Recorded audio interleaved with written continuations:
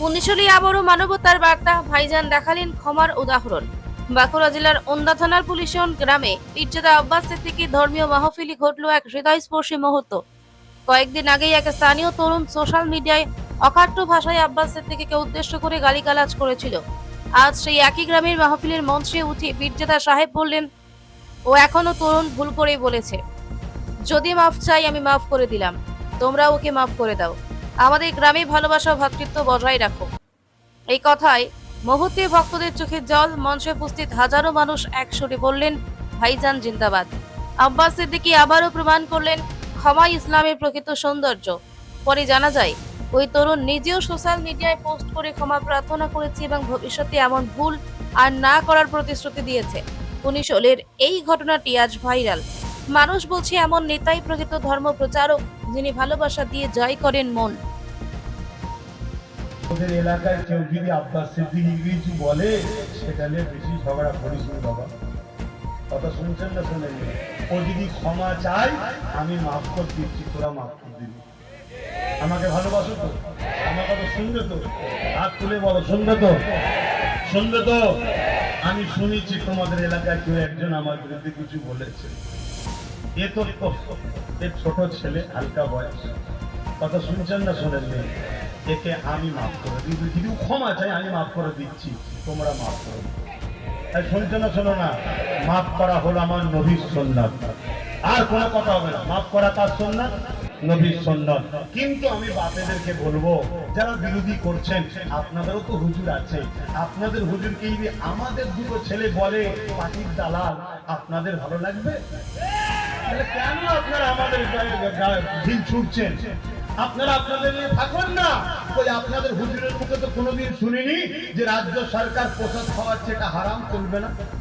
ওই আপনাদের হুজুরের মুখে কোনোদিন শুনিনি যে কোরআন শেষ হয়ে যাবে বলছে, এর প্রতিবাদ করা দরকার।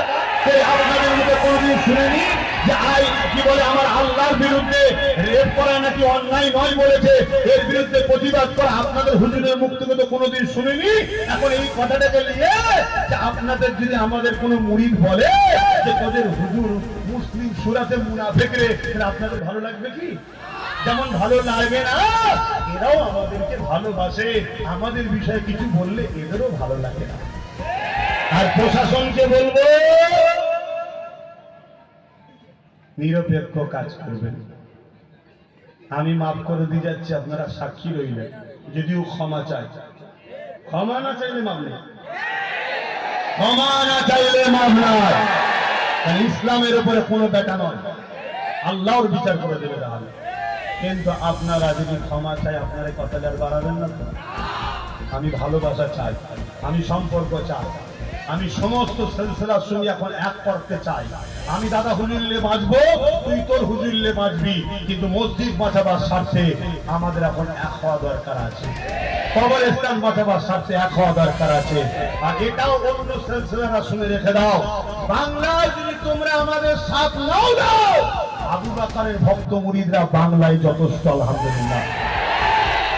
কিন্তু তারপরেও বলে যাচ্ছি, মসজিদ তোমারও আল্লাহর ঘর, আমারও আল্লাহর ঘর। কোরআন তোমারও আল্লাহর, আমারও আল্লাহর। নবী তোমারও, নবী আমারও। দ্বীন ইসলাম তোমারও, দ্বীন ইসলাম আমারও। আমাদের কিছু জুজিয়াত মাসলা সিলসিলায় আছে লড়াই, সেটা তোর যা ভালো লাগে করবে যা ভাই, আমার যা ভালো লাগে আমি করি ভাই, কিন্তু মসজিদটা তো আল্লাহর ঘর সবার।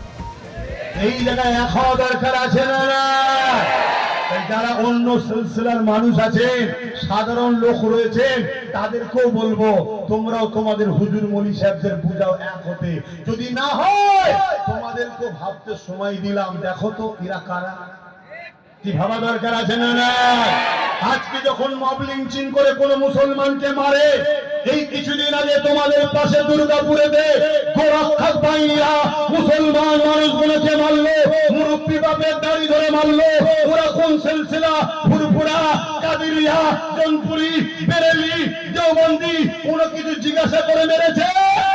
মুসলমানদের কাছে পিটিয়েছে, ওই মুসলমানের পাশে, ওই অসহায়ের পাশে কে দাঁড়িয়েছে? সেই নওশাদ সিদ্দিকী এসে দাঁড়িয়েছে। নওশাদ সিদ্দিকী এসে চ্যালেঞ্জ দিয়ে গেল, এক সপ্তাহের মধ্যে যদি অ্যারেস্ট না হয় তাহলে আমি বাংলাকে অচল করব।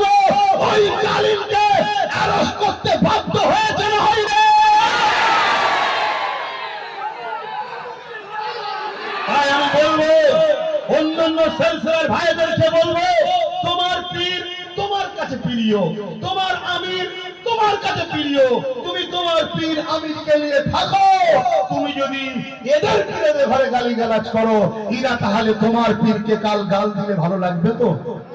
তাহলে নিজেদের মধ্যে এখন ঝগড়া করার সময় নয়, এখন সময় তোমার পীর আমার পীর, মুসলমানদের একজনই আল্লাহ, তিনি আমাদের সবার আল্লাহ, তার উপরে আঘাত দিচ্ছে। তো ভাইরা অনেক আঘাত পেয়েছে, তাই আমি সেই সকল মানুষের কাছে ক্ষমা প্রার্থী যে আমি পীরজাদা আব্বাস সিদ্দিকীকে কোনো ধর্মীয় গুরু হিসাবে আঘাত করতে চাইনি। যদি আমি এই কমেন্টটিতে তার প্রতি আঘাত এনেছি, তাহলে আমি তার কাছেও ক্ষমা চাইছি এবং তার অনুরাগীদের কাছেও ক্ষমা চাইছি। পিস নিউজ বাংলা, সত্যের পক্ষে, শান্তির পথে।